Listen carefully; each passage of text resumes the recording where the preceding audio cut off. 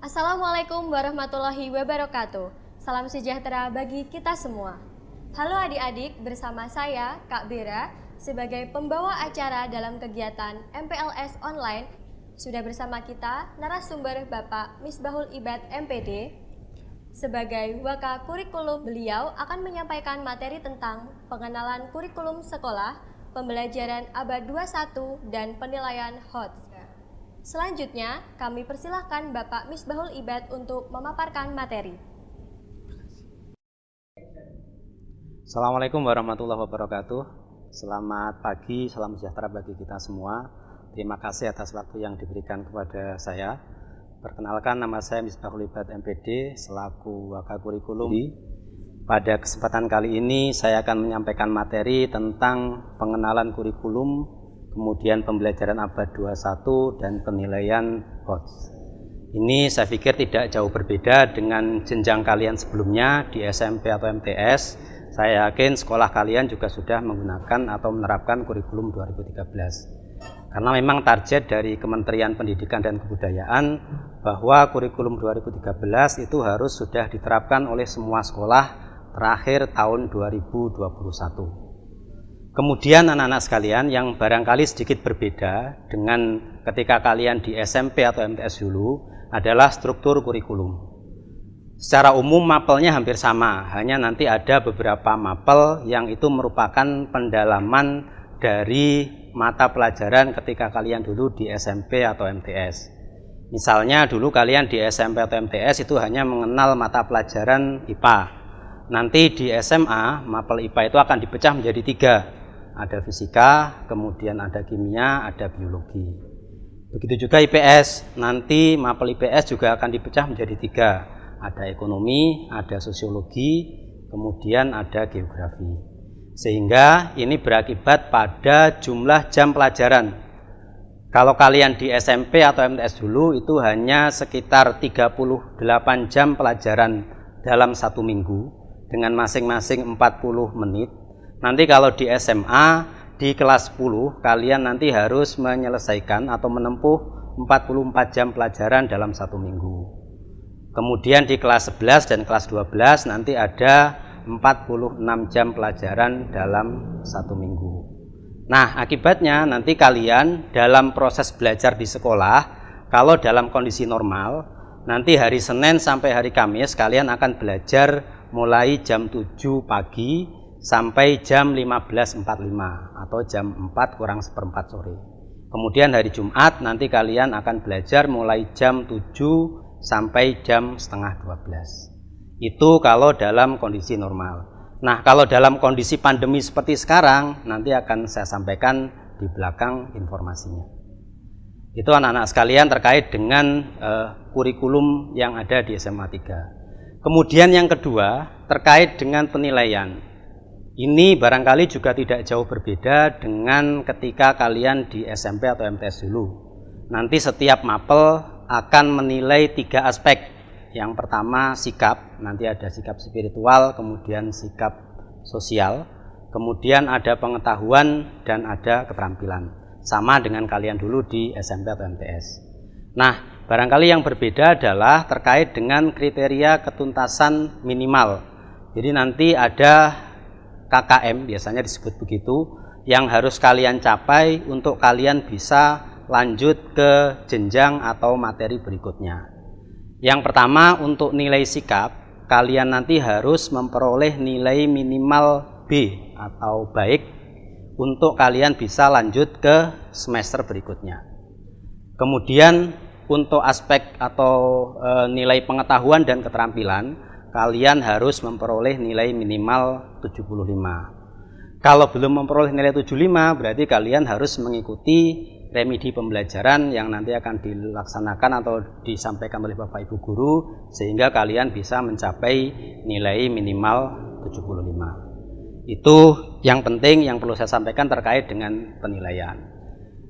Kemudian anak-anak sekalian, yang ketiga yang perlu saya sampaikan adalah terkait dengan program peminatan.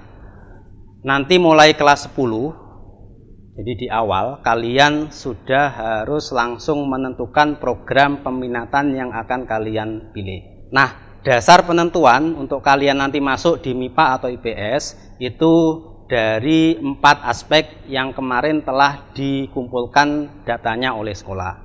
Yang pertama dari angket peminatan yang kemarin telah kalian isi dan kalian kumpulkan pada saat daftar ulang. Pada saat daftar ulang kemarin kalian kan diminta untuk mengisi pilihan pertama kalian apa, pilihan kedua apa, pilihan ketiga apa. Nah, itu berdasarkan minat atau keinginan kalian. Nah, nanti minat atau keinginan kalian itu akan kita tracking, akan kita telusuri dari hasil yang pertama nilai rapot SMP atau MTS. Kalian kemarin juga sudah mengisi nilai rapot SMP atau MTS untuk beberapa mapel. Nilai rata-ratanya sudah kalian isikan pada saat daftar ulang. Kita sudah punya datanya. Kemudian yang kedua dari hasil tes psikologi yang sudah kalian ikuti beberapa waktu yang lalu.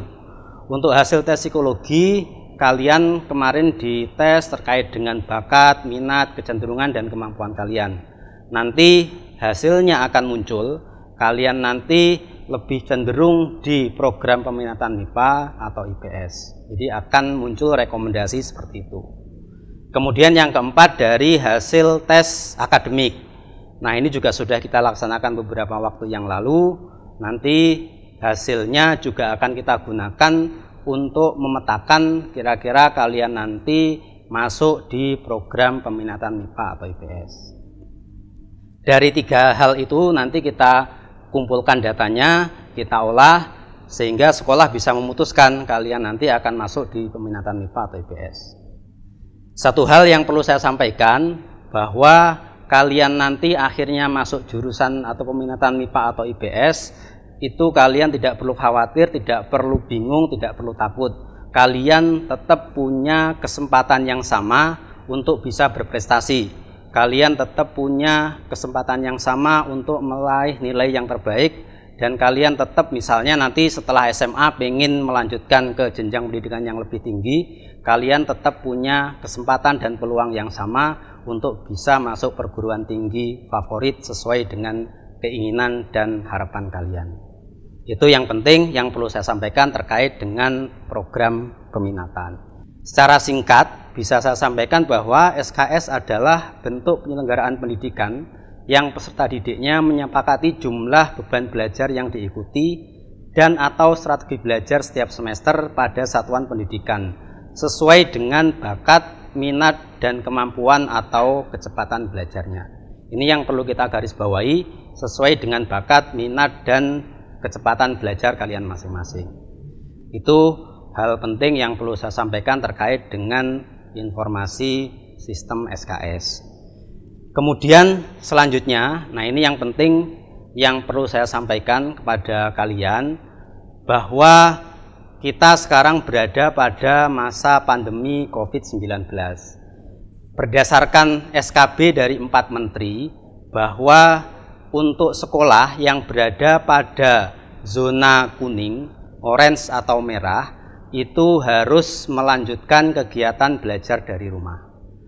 Sehingga untuk tahun pelajaran baru ini yang harusnya dimulai hari ini tanggal 13 Juli 2020 itu nanti kalian tetap melanjutkan kegiatan belajar dari rumah. Nah, yang jadi masalah adalah kalian yang pertama belum kenal dengan Bapak Ibu guru. Kemudian yang kedua kalian juga belum kenal dengan teman-teman yang ada di kelas kalian. Sehingga nanti Bapak Ibu guru setelah kegiatan MPLS ini akan memfasilitasi kalian. Nanti kalian akan dibuatkan kelas secara online atau kelas maya begitu dari Bapak Ibu guru, nanti akan dipandu oleh wali kelas agar kalian bisa berkenalan dengan Bapak Ibu guru yang akan mengajar di kelas kalian dan juga berkenalan dengan teman-teman sekelas kalian. Nanti teknisnya akan disampaikan oleh Bapak Ibu wali kelas. Nah, kemudian yang perlu saya tekankan bahwa nanti pembelajarannya tetap kita lakukan secara online. Jadi kalian harus menyiapkan fasilitas minimal punya HP Android yang bisa support beberapa aplikasi untuk pembelajaran online. Syukur alhamdulillah kalau misalnya kalian punya laptop yang nanti bisa dimanfaatkan untuk kegiatan pembelajaran. Nah, berarti kalian nanti harus mengikuti semua kelas yang dibuat oleh Bapak Ibu Guru. Nanti kalian di kelas 10 itu ada 16 mapel. Berarti kalian harus mengikuti 16 kelas tersebut. Nanti kelasnya akan disampaikan atau diinformasikan oleh Bapak Ibu Guru. Itu secara umum untuk gambaran pembelajaran yang nanti akan kita laksanakan selama masa pandemi COVID-19 ini.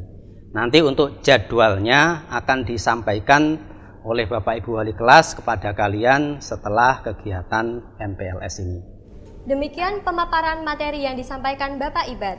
Semoga bermanfaat bagi adik-adik dan jangan lupa jaga kesehatan.